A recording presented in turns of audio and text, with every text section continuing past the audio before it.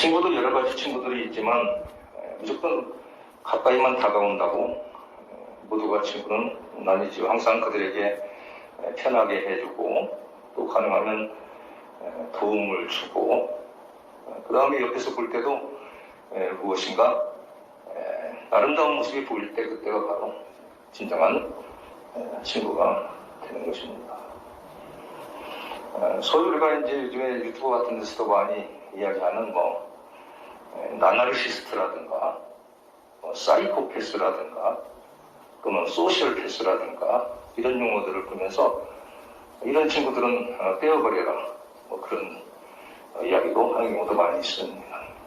나나르시스트는 자기만이 가장 아름답고 가장 멋지고 자기가 기준이 되는 잘된 그런 멋있는 사람이라고 생각하는 사람이에요. 반면 또 사이코패스는 자기가 남을 괴롭히는지도 모르고 엉뚱한 짓을 하면서 아주 이기적으로 대하는 자기는 친구라고 생각하면서도 너무 이기적으로 정신의 이상이 올 정도로 그렇게 사람을 괴롭히는 사람들입니다. 소시얼패스라고 하면은 상대방을 괴롭힌지 알면서도 너무 이기적이어서 사이코패스는 날 중심적으로 그것도 모르고 하지만 소시얼패스는 알고도 그러는 사람들이 있는데 그런 경우는 진정한 친구가 될 수 없습니다. 예수님도 우리에게 친구가 되라고 하셨듯이 그러나 세상을 살아가는 데는 친구도 있을 때 살아갈 수 있는 것이고 또 친구가 되어줘야 같이 살 수 있는 것입니다. 바울 일행이 멜리데 섬에서 3개월을 지내고 우연에 의하면 약 2월 초순경에 출발을 한 걸로 그렇게 되어 있습니다. 로마의 자연 역사가 저자인 자연 역사라고 하는 책에 로마의 자연 역사라고 하는 책에 저자인 플리니 디 엘더라고 하는 사람의 내추럴 히스토리 2에 보면은 2월 8일쯤에 그때에 서풍이 불면서 항해가 가능하다 그런 이야기가 나오고 있습니다. 오늘의 항해는 우리들에게 인생에서 그동안 봐온 항해 중에 차분하고 즐거운 항해입니다. 영적으로 보면 매우 즐거운 항해가 되지요. 멜리데 섬까지 갈 때에는 다도 어렵고 고난이 있었습니다. 그것이 이제 고난의 피크점이 된 것입니다. 멜리데 섬에서 로마까지 오는 데는 이제 즐거운 마음으로 여유롭게 항해가 시작됩니다. 오늘 저는 하나님의 말씀을 읽으면서 그런 생각을 해보았습니다. 이제 우리들이 많은 고생을 했다면 이제 남은 인생에서는 우리가 이 멜리데 섬에서 로마까지 가는 이 바울 여행처럼 그러한 편안한 여행이 되면 좋겠다. 고난을 지나서 무엇인가 어떻게 보면 즐기면서 가는 것 같은 그런 항해가 되기도 합니다. 그러나 이 항해의 모든 것들은 과거에 그러한 있었던 일들을 교훈으로 삼아서 절제하고 천천히 그리고 서두르지 않고 가는 것입니다. 이 항해에서도 물론 잘못된 것이 있다면 바울 선생님께서는 그 항해 또다시 여기서 중지하라 또는 지금 빨리 가자라고 무언가 조언을 하고 하나님의 계시를 통해서 무엇인가 또 다른 의견을 제시했을 것입니다. 오늘 본문에는 바울이 제시하는 특별한 브레이크 거는 일들이 나오지 않고 있습니다. 오히려 사람들을 만나서 함께 지내는 이야기들이 나오고 있죠. 그렇다면 우리가 오늘 본문을 통해서 깨달을 수 있는 참된 인생의 항로는 무엇일까요? 다시 말하면 바람직한 삶의 여정을 이 짧은 글 속에서 한번 찾아보고자 하는 것입니다. 첫 번째로 아름다운 삶의 여정은 오직 하나님을 친구 삼아 살아가는 것입니다. 11절에 보면 섣달 후에 우리가 그 섬에서 겨울을 난 알렉산드리아 배를 타고 거기에 알렉산드리아에서 만들어진 또 알렉산드리아 배가 또 다른 배가 있었던 것을 해석하는 것이 좋습니다. 그 섬에서 겨울을 난 그 배가 있었어요. 이 전패는 파손되어 버렸습니다. 하나님께서 또 준비해 주신 것입니다. 어떻게 보면 그래서 그 배를 타고 떠나니 그 배의 머리 장식은 디오스그로라라고 되어 있습니다. 머리 장식을 이렇게 표시하면서 새로운 배를 우리에게 소개하고 있습니다. 그런데 희한하게도 그 머리 장식은 디오스그로다고 이와 같이 누가가 이야기를 써놓은 것입니다. 도대체 이 저자 누가는 이 본문에서 우리에게 무엇을 강조하는 것일까요? 이 디오스구르라고 하는 것은 어떻게 보면은 우상에 해당됩니다. 제우스의 그 쌍둥이 아들, 그 쌍둥이 아들을 이제 의미하는 것을 우리가 디오스구라라고 이 쌍둥이 어떤 이제 조각을 이야기하는데, 그걸 그때의 배에다가 달아놓으면은 그러면 풍파를 만나지 않고 항해를 잘한다고 하는 것입니다. 그러면 여기서 우리는 무엇을 깨달을 수 있을까요? 바울이 그렇다면 이 배를 타지 않을까요? 바울은 세상의 우상에 개의치 않는 삶을 살아가고 있습니다.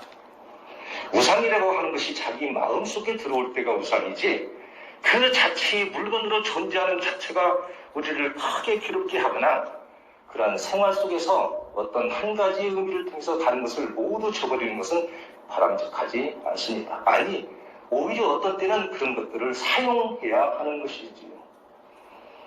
어떤 분은 성경에서 너가 일가 친척을 다 떠나라고 했기 때문에 딸 둘도 다 버려버렸고, 그걸 깨달은 뒤에 아내도 버려버리고 혼자 산다고 합니다. 그 실화입니다. 이것을 하나님은 그런 삶을 우리에게 원하는 것이 아니죠. 바울이 만약에 이 디오스구라라고 하는 이런 장식이, 머리 장식이 배에 붙어 있다고 해서 타지 않았다면 바울은 로마로 갈 수 있는 시간을 우리는 잃어버리고 마는 것입니다. 마음이 맞지 않는다고 4월 18일 절에 가서 행패를 부리는 것은, 그런 형태의 삶은 참된 크리스찬의 삶이 당연코 아닙니다. 하나님은 선한 자와 악한 자들 모두 함께 우리 공존하게 하시고, 그들을 통해서 우리가 구원받는 사람들이 더 구원받을 수 있는 지혜와 영역을 얻어서 오히려 그들도 좋은 길로 잘 이끌고 가는 것이 우리들의 길인 것이지요.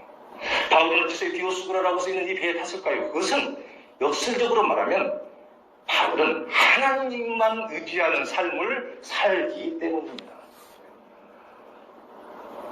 저를 골탕 먹이려고 언젠가는 서울에 가면은 동서들이 있는데, 어떤 동서는 꼭 한 동서가 외국으로 많이 들어있는 동서인데 꼭 절을 가자고 합니다. 절을 가서 한 바퀴 좀 바람도 쐬고 돌자고 그래요. 무서울 것 같은가 보죠. 그러나 하나님을 의지하는 사람은 두려워하지 않습니다. 단지 그들을 숭배하지 않는 것이지요. 의미 있게 바라볼 필요가 없는 것이고, 오히려 저건 우상다라고 보면서 오히려 우상을 믿지 않아야 되는데 하고 더 깨달음을 얻고 더 각성하는 시간을 갖게 되는 것입니다. 아니, 그 속에서 오히려 그들을 위해서 기도해주고 그들이 구원받도록 하는 기도를 가슴속에서 함께 나누는 것입니다. 이 제우스와 레다 사이에서, 그 신들 사이에서 태어난 그 쌍둥이 아들을 표시하는 이 디오스구로, 그것을 놓고 그것 때문에 항해가 안 되는 것이 아니라 바울은 하나님을 믿는 나를 로마로 이끌 것이라는 안심 속에 그 엄청난 풍파에도 나를 살려주셨다면 이제 이제는 안전하다는 오히려 큰 확신을 가졌을 것입니다. 다시 말하면 바울은 단순한 조각품 이상으로 그러한 우상을 그 이상 바라보지 않았다고 생각할 수 있습니다. 한 미국인 선교사에는 이런 말로 주장합니다. 용이라고 하는 것은 사탄의 상징이다. 용이 있는 그림이 있는 곳에는 귀신이 살고 있다. 그래서 용 그림 바둑판은 다 내버리라고 말합니다. 버리지 않으면 화를 입는다고 하기도 하죠. 그러나 그것은 오히려 그런 우상에 매여있는 사람들이 문제인 것이지, 하나님을 온전히 믿는 사람들한테는 오히려 어떠한 흔들림이나 어떠한 문제도 발생하지 않는 것이며, 단순한 미술품이고 예술 작품일 뿐인 것입니다. 하나님을 섬기고 주님만 섬기라고 하니까 주님께 하루 종일 24시간을 주님만 생각한다고 해서 먹지도 않고 벌지도 않고 노력하지 않고 살아간다면 그것은 주님이 원하는 삶이 아닐 수도 있는 것입니다. 바울은 일했고 생각했고 미워했고 사랑했고 그 중에서도 가장 모든 것을 변치하는 것은 오직 주님을 사랑하는 마음이 중심이 되어 모든 세상 생활을 자기의 맡은 사명을 오직 다른 사람과 좀 더 다르게 이제 완수해 나간다는 그런 것일 뿐입니다. 바울은 조금도 게으르지 않고 이의제기 없이 승선해서 좋은 여행을 시작했습니다. 오늘 첫 번째 말씀을 통해서 우리는 그와 같은 생각을 할 수 있는 것입니다. 우리는 하나님을 친구 삼아 살아가면 어떠한 어려움도 이 세상에서 우리 어려움으로 비치지 않는다는 것입니다. 설사 주님이 들어오셔서 예배를 같이 드려야 해도 그것이 우리에게 큰 문제가 되지 않는 것이요, 오히려 구원을 함께 받는 귀한 시간이 될 수 있는 것입니다. 이것이 예수님의 친구가 되는 진정한 친구의 길인 것이지. 요한복음 15장 14절에서 보면, 또다시 보면, 너희는 내가 명하는 대로 행하면 곧 나의 친구라. 예수님이 원하는 진정한 뜻이 무엇인가를 알아야 하는 우리가 되어야 하겠습니다. 두 번째로는 환경을 친구 삼아서 살아가는 것입니다.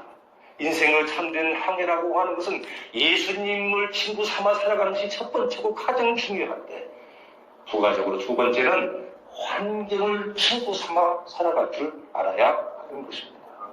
12절에서 보면 수라구사의 사흘을 있다가 14절에 보면 거기서 불러가서 레기온에 이르러 하루를 지낸 후에 남풍이 일어나므로 이튿날 포디오로 이르러 그와 같이 말합니다.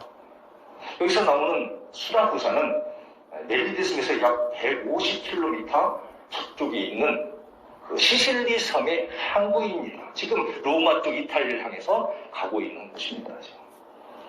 그런데 그 로마 이탈리아에서 남쪽에 멜리데 섬이 있는 거예요. 이 남쪽에서 북쪽으로 해서 가는 것입니다.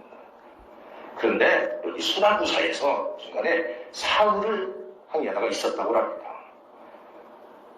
이제 서두르지 않아요. 할렐루야. 이제는 이 사공도, 그 다음에 거기 선장도 거기에 두고도 서두르지 않습니다. 환경이 이제 순응해 나가는 것이에요. 이제는 가능한 빨리 가자고, 로마로 빨리 가자고 그렇게 하면서 바울의 말도 듣지 않던 그 사람들이 오히려 그보다 이제 오히려 안전한 상태가 됐는데도 서두르지 않는 것입니다. 인생을, 환경을 친구 삼아가는, 순조롭게 자신의 상황과 위치를 따라서 순조롭게 여유있게 살아가는 삶이 우리 인생에는 필요한 것입니다.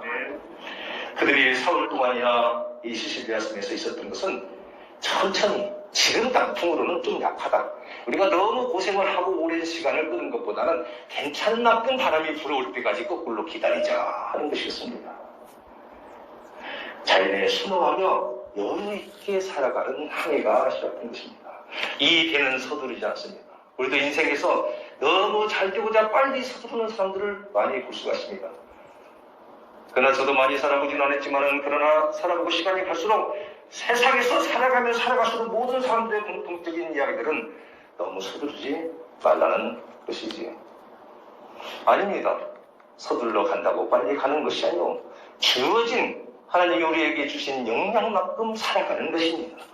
내가 기도할 수 있는 만큼 기도하는 것이고요, 내가 은혜가 오는 만큼 봉사하는 것입니다.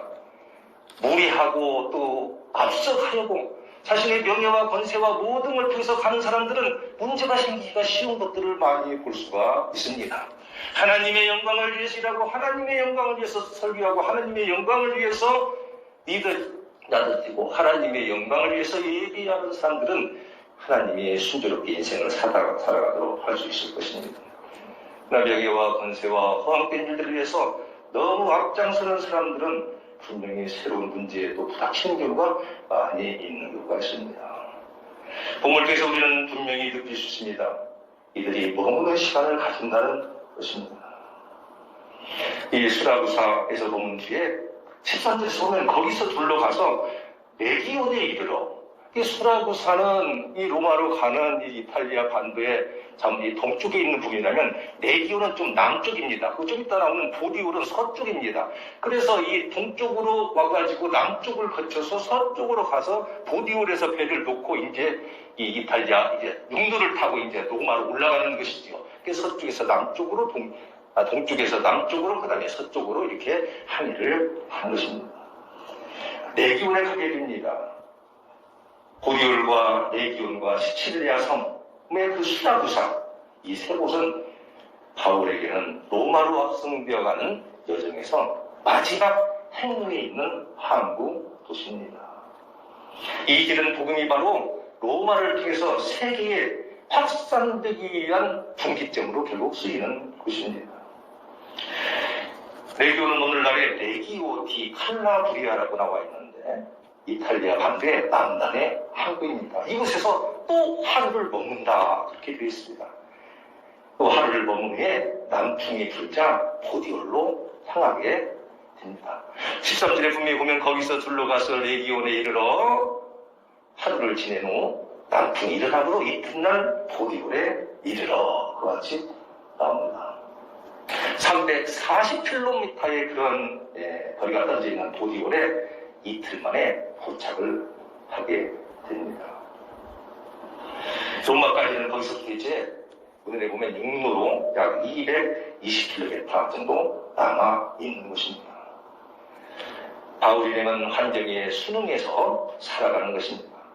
사흘간 쉬고 또 하루 쉬고 조금 뒤에는 또 일주일간을 쉬게 돼요. 일주일간을 친구들을 만나고 쉬게 돼요. 이전의 학교와는 완전히 다른 학교입니다.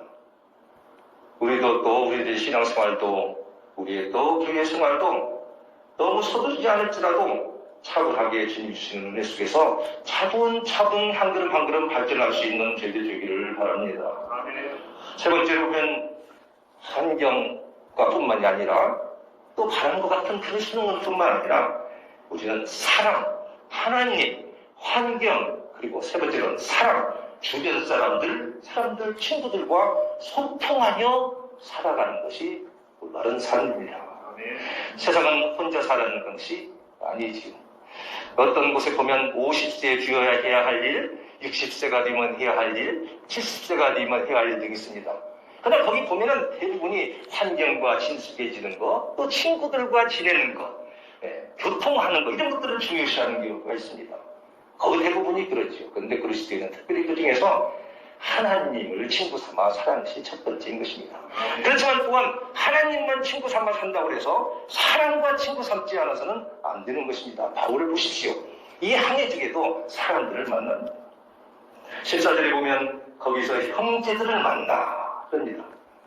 보디올에서 형제들을 만납니다. 그들의 청함을 받아서 이래를 함께하고 머물다 이 말입니다. 일주일간을 있는다는 거예요. 참 희한한 일입니다. 그래서 우리는 이와 같이 하고 로마로 가니라. 특별히 이 로마의 아비오 대로라고 하는 이 대로가 있는데 거기는 로마의 그 장군들이 전쟁에서 승리하고 개선할 때 군중들이 열렬히 환영하며 맞았던 곳이라고 합니다. 그렇게 개선 장군을 환영하는 것처럼 이 형제들이 바울 온다는 소리를 하고 환영하러 떼지어 나왔던 것입니다. 아니 로마에서부터 그것까지 사람들이 막 올려나오는 것입니다. 어떻게 보면 개선장구입니다. 정말로 모든 곳에 전도를 완료하고 이제 정말 바울 나중에는 정말 기독교의 본산지가 될 만한 이 로마의 지역이 개선하는 어때는 새로운 중심지인 이곳을 향해서 이제 돌아오는 이 바울을 개선장구처럼 맡고 있는 것입니다. 여러분 무슨 생각이 듭니까? 바울은 외로운 사람인 줄 알았습니다. 그런데 바울은 친구들이 있었습니다. 저와 여러분도 한때는 항상 진정 속에서 외로울 때도 있을 것입니다. 그러나 우리에게도 이러한 좋은 친구들이 항상 있기를 바랍니다. 그러기 위해서는 우리가 먼저 주변에 좋은 영향을 남긴 삶이 있어야 합니다. 나르시시스트나 소시오패스나 아니면 사이코패스 같은 그러한 친구들이 아닌 나부터가 주님을 닮은 좋은 친구가 되기 위해서 기도해야 할 것입니다. 우리가 좋은 향기를 풍길 때, 우리가 좋은 영향을 친구들한테 줄 때, 우리는 이럴 것 같아도 언젠가는 그 친구들이 우리에게 감동하고 찾아올 것입니다. 환경에 좋은 친구들이 찾아올 것입니다. 또 주변의 사람들이 좋은 친구들이 찾아오는 날이 있을 것입니다. 우리 개인 여러분들은 또 안 나오게 하라고 조심을 하지만 하여튼 고생하시는 분들 힘들고 어렵지만은 그 향기들을 주님께서 아시고 또 사람들이 친구되고 환경이 친구되고 또 우리 예수님께서 당신들의 친구가 되어줄 것입니다. 이러한 친구와 함께 사는 여러분들이 되기를 바랍니다. 마지막 16절에 보니까 우리가 로마에 들어간 이 바울에게는 자기를 지키는 한 군인과 함께 우리라고 하는 것은 이 누가와 많은 사람들이지요. 들어갔는데 바울은 군인 한 명하고 따로 있게 되는 그런 특별한 혜택을 받게 됩니다. 허락하더라 이 말입니다. 허락했다는 말은 봐준다 이 말이에요. 이 많은 사람들의 추천서나 백부장의 모든 보고서를 보니까 바울을 그렇게 경계하지 않아도 설 사람이요. 하나님이라는 분을 믿어서 정말 예수 그리스도의 뜻을 따라서 살아간다고 하는데 많은 사람들이 생명을 건져준 은인이요. 긍정적인 보고서를 보고 그에게 혜택을 베풀어 주시는 것입니다. 얼마 전에 유튜브에 무엇인가를 올려본 일이 있습니다. 그러면서 깨달은 것입니다. 어떤 때만이 많은 사람들이 친구들이 찾아올 거예요. 그것은 내용이 유익할 때만 찾아오게 되어 있습니다. 하나님 앞에서 우리가 유익한 것을 우리가 베풀 때에 하나님은 우리들에게 큰 복을 허락해 주실 것입니다. 어떤 목사님이 며칠 전에 제게 글을 보내왔습니다. 목사님 감사합니다. 부족한 저를 위해 기도해 주셔서 감사합니다. 6월 15일 화요일날 전남대 화순병원 결과의 내용입니다. CT상 깨끗하다고 합니다. 치료는 약으로 치료합니다. 등등 얘기들이 나오고 있습니다. 진심으로 감사합니다. 세상에서 감사해야 될 일이 많지만 모든 세상 사람들은 잘못된 사람들의 친구들은 대개 자기의 목적이 이루어지려면 떠나는 사람들이 80~90%인 것이 현대 세상입니다. 그러나 은혜를 짓고 은혜에 감사할 줄 아는 사람, 기도해주는 사람들에게 고맙다고 연락해주는 사람들, 아니 우리가 받은 은혜를 잊지 않고 하나님과의 사약과 맹세를 지켜나가기 위해서 몸부림치며 살아가는 사람들이 있을 때 이들이 바로 예수님의 친구가 될 수 있는 친구의 자격이 있는 사람들이 되는 것입니다. 바울이 많은 사람들에게 하나님의 영광을 이야기하고 그 친구들이 자기를 찾아온 것처럼 이제는 남풍이 찾아오고 이제는 환경이 자기를 도와주고 또 친구들이 자기를 찾아오고 하나님이 형제로서 더욱더 강한 마음으로 그를 이끌어주는 속에 만족과 기쁨으로 로마에 입성할 수 있는 그러한 상황이 된 것처럼 변함없이 끊임없이 변치 않고 주님을 위해서 살아가고 주님의 말씀대로 살아가기 위해서 할 수 있는 노력을 다하는 그것이 바로 복인 것입니다. 다시 한번 말씀드립니다. 인생의 항해에서 주변에 좋은 친구들이 있기를 기도합니다. 찬송가 406장 2절에 보면 세상 친구들 나를 버려도 예수 늘 함께 동행함으로 주의 은혜가 충만하니 주의 영원한 팔 의지해, 그런 말씀이 있습니다. 모든 인생의 항해 길에서 하나님을 의지하고 힘을 얻으며 여유롭게 자연을 친구 삼아 여유를 즐기고 세상의 좋은 형제 친구들과 함께 아름다운 삶을 살아가시는 저와 여러분이 되시기를 바랍니다. 기도하시겠습니다. 거룩하신 하나님 은혜를 감사합니다. 주께서 저희들에게 힘과 은혜를 허락해 주셔서 주님 친구 삼고 세상의 아름다운 것들 친구 삼고 많은 형제 자매들을 친구 삼아서 복되고 여유 있는 삶을 살아가시도록 하나님의 은혜를 베풀어 주시옵소서. 감사하고 예수님의 이름으로 기도하옵나이다. 아멘.